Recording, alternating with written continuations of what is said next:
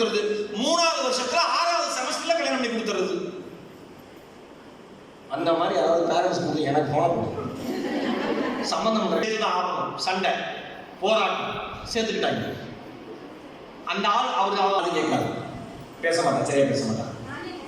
நீங்களே மாற்றுத்திறனாளி தாய் பேச முடியாது, நீங்க 2 பேர் இருக்கீங்க, நீங்க தெளிவா பேச வராது. அந்த இது 3 குழந்தைங்களா? ஃபர்ஸ்ட் பையனுக்கு என்ன?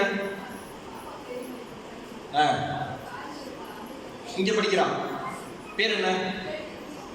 கீர்த்திகா. செல்லம், என்னுடைய மனம் நிறைந்த வாழ்த்து கட்டுறாங்க.